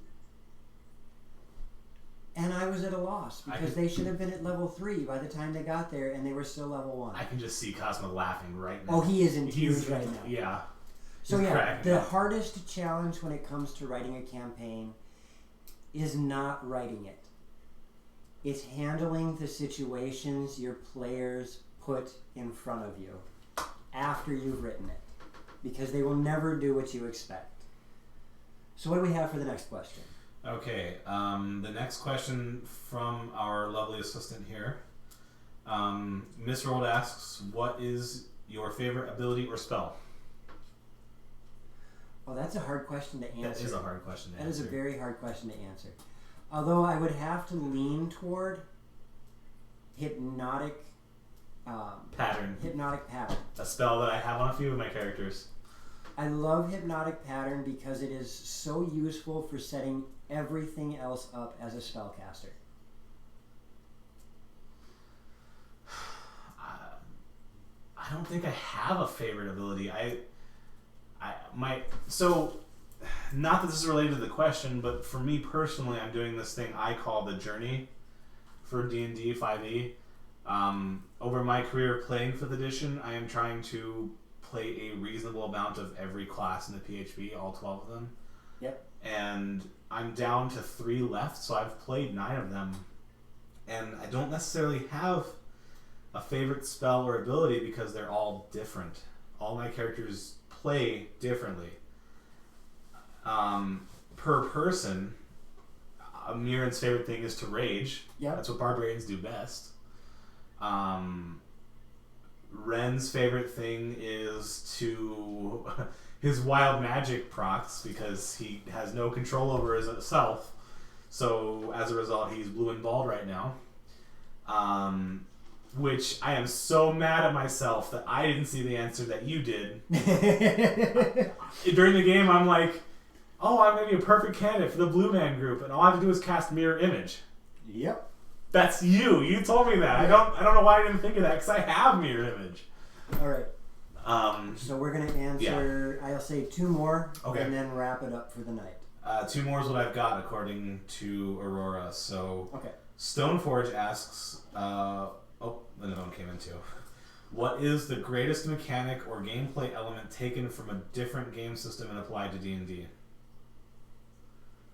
The greatest mechanic taken from another game? But applied to D&D. I don't know so much that for your campaigns, especially Lormir, you've already said that you've taken encounters. Yep. Like the guild challenge from games. And game mechanics from other games, such as the fight with Nether Spite or the guild challenges like you have in Guild Wars 2. It's really hard to say which one is the greatest because all of them really...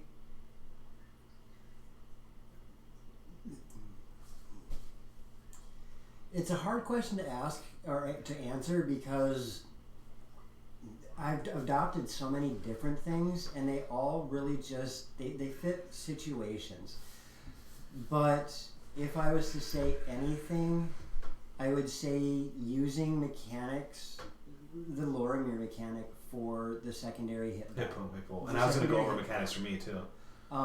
That mechanic I've taken from multiple video games where once you take enough damage, you're winded, you're winged, you're downed, you're something of that nature. I love that mechanic because in D&D, the way it's normally written, you are 100% until you're dead. There is nothing that shows a transition in weariness, being hurt or weary, you are either 100% or you're unconscious dying. The mechanic of being downed, being winded, being hurt, I think is the greatest thing that I've brought in, because it really helps reinforce to the players that things are going south. So, in Wanderers Chapter 1, I had a few game mechanics that were not from original D&D. And the biggest one that I've got, I don't know...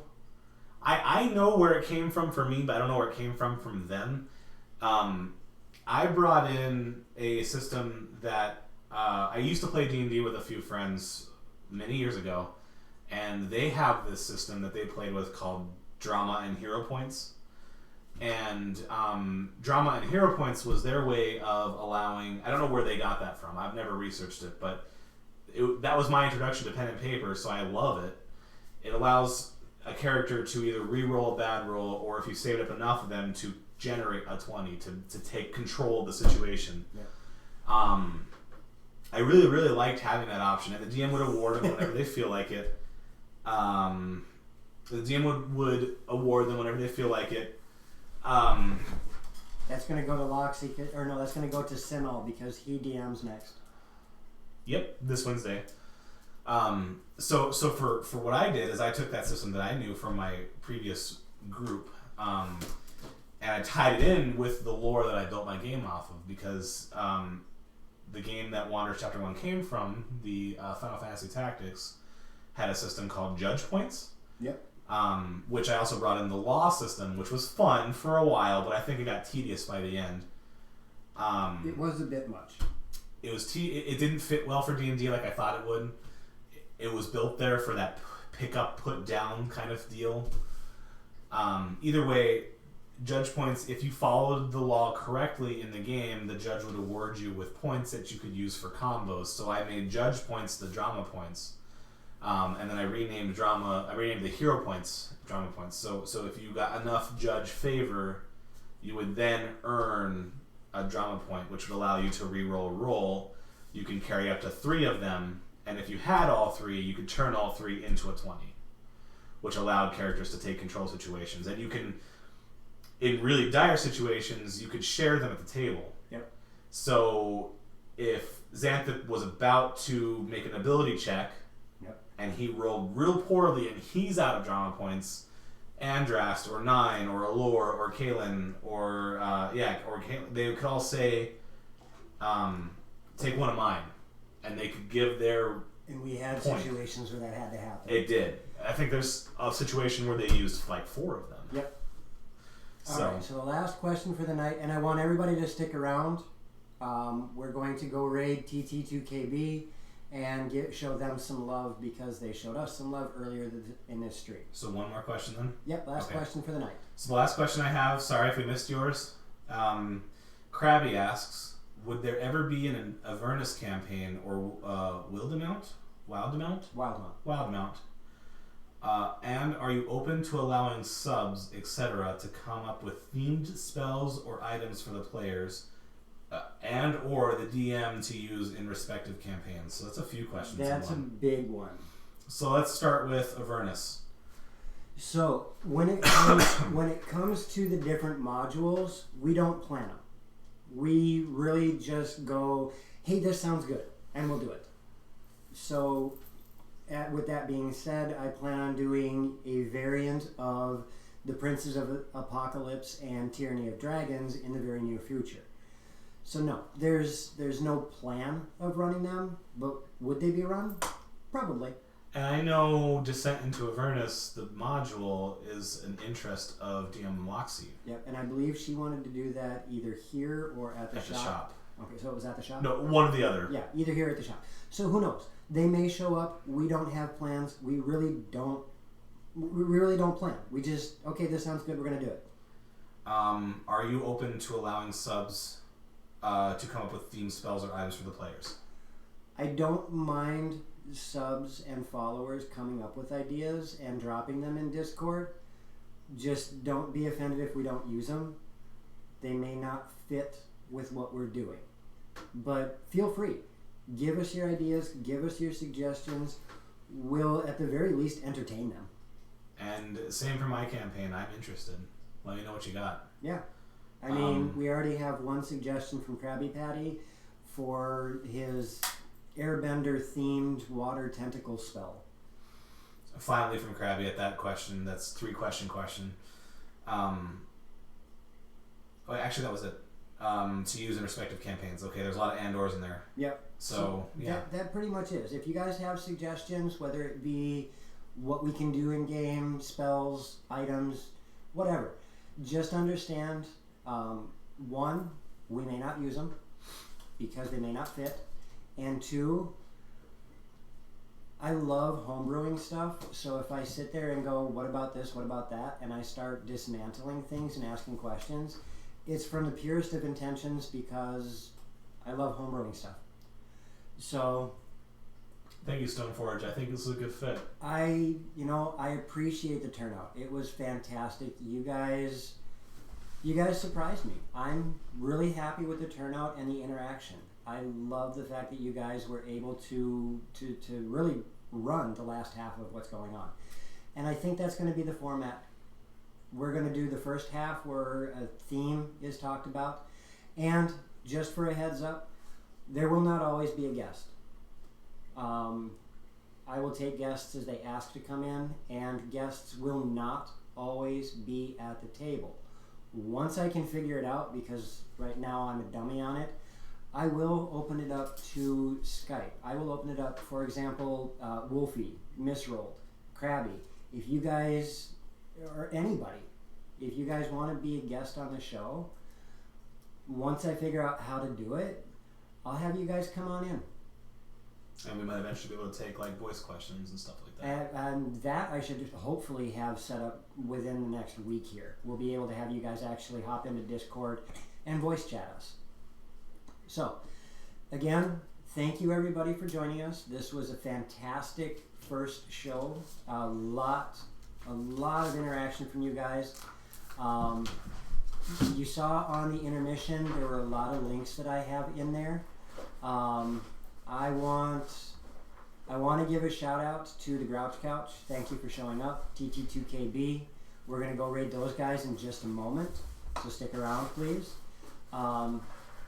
Once I get a bit more information, I'm going to do I'm going to do specific shout outs for channels to let you know what's going on throughout the week for people that we host and follow. So, one moment here while I set this up. We are going to go raid TT2KB. Thank you everybody for showing up. I never would have suspected this a year ago. Yeah, this was amazing. Thank you. Is it doing it? I don't know. I don't see anything happening. I'm going to go here and do it this way because I might need to. Hang on one second, but you know, the tagline, it wouldn't it wouldn't be Dragons in the Dining Room without without technical difficulties. So hang tight. Appreciate your patience here. Please be patient. My computer's being silly.